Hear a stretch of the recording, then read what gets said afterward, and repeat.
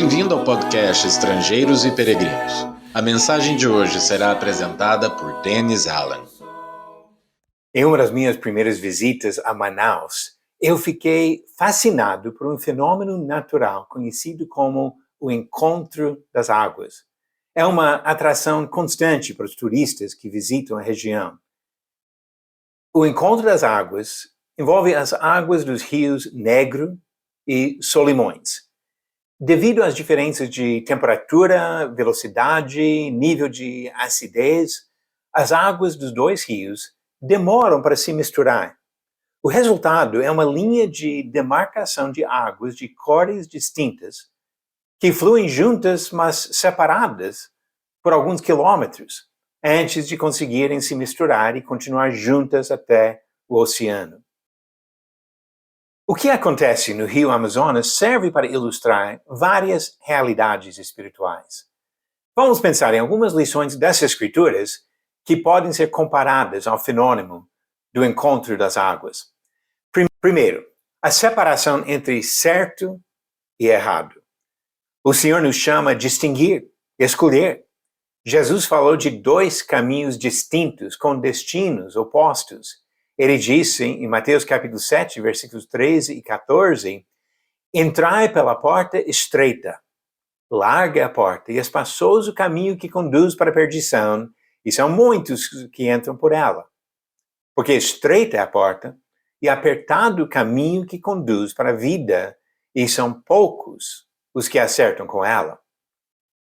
Paulo acrescentou em 1 Tessalonicenses 5, versículos 21 e 22, julgai todas as coisas, retende o que é bom, abstende-vos de toda forma de mal. E muitos outros trechos bíblicos ajudam com essa distinção entre coisas incompatíveis, certo e errado. Paulo, por exemplo, enumerou obras da carne em contraste com o fruto do Espírito, para ajudar nessa separação fundamental.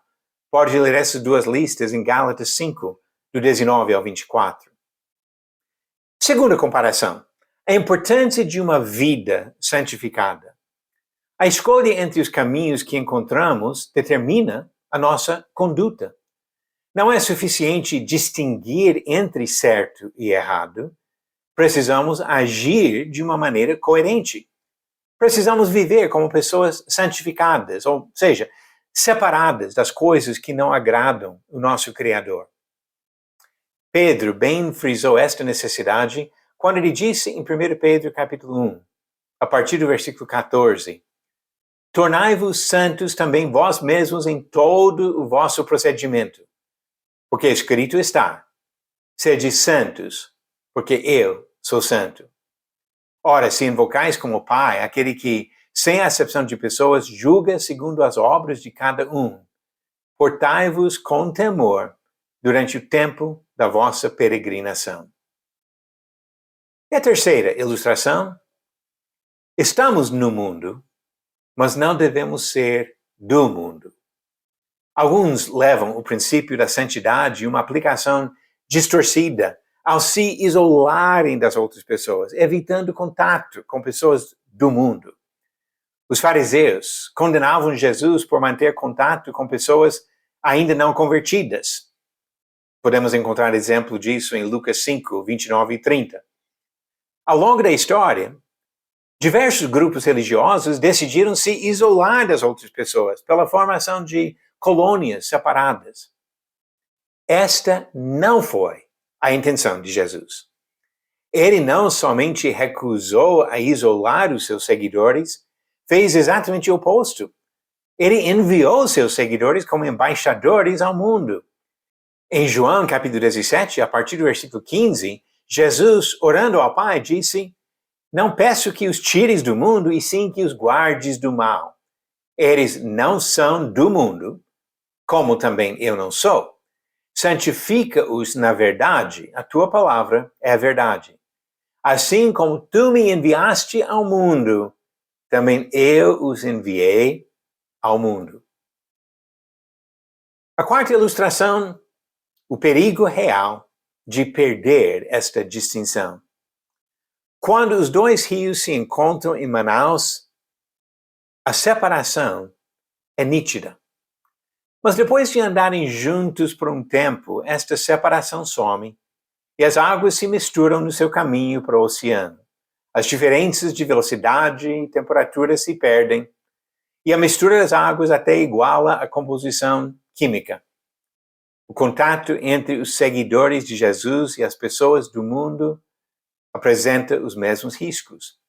É fácil para os discípulos do Senhor perderem o calor e o fervor do seu compromisso com o Mestre.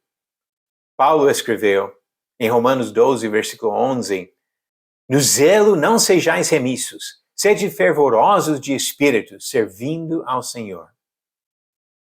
Há perigo se adaptar ao ritmo de vida das pessoas que desrespeitam ao Senhor. E há muitas advertências sobre esse perigo nas Escrituras. A quinta ilustração, a possibilidade de mudar o mundo. Quando pensamos sobre aquela mistura das águas, não devemos ignorar a outra possibilidade. Por sua influência, os servos do Senhor podem mudar o mundo.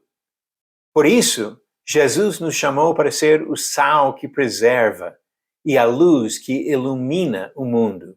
Mateus capítulo 5, versículo 13 a 16. A questão não é somente de evitar que o mundo nos mude, nós queremos transformar o mundo. Quando olhamos para o encontro das águas em Manaus, observamos uma boa ilustração de verdades espirituais importantes para a nossa vida. Vamos viver como pessoas santificadas, mas ainda embaixadores para mudar o mundo em que nós vivemos. Agora as perguntas do dia. A pergunta de ontem foi: em que cidade europeia Paulo fez um discurso sobre o Deus desconhecido? Alternativas: A, Tessalônica, B, Atenas, C, Corinto ou D, Roma. A resposta certa, B, Atenas. Como diz em Atos 17, do versículo 21 ao 23. Acontece que todos os de Atenas e os estrangeiros residentes não se ocupavam com outra coisa senão dizer ou ouvir as últimas novidades.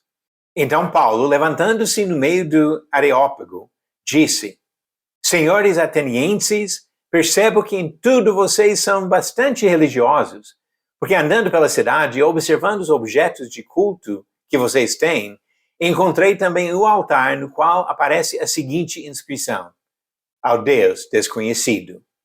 Pois esse que vocês adoram sem conhecer é precisamente aquele que eu lhes anuncio. Atos capítulo 17, do versículo 21 ao 23. E a pergunta de hoje: qual das seguintes afirmações sobre o sogro de Moisés está errada? Tem 3 afirmações corretas e uma errada aqui. Alternativas: A, o nome dele foi Jetro. B, ele foi levita. C, ele foi avô de Gerson. D, ele foi pai de Zípora. A resposta vem no final do próximo episódio. Voltando a pensar sobre o encontro das águas, vamos procurar viver vidas santificadas, caminhando não para o oceano, mas para a eternidade, para estar na presença de Deus para sempre. Obrigado por nos acompanhar nessa jornada pelas Escrituras.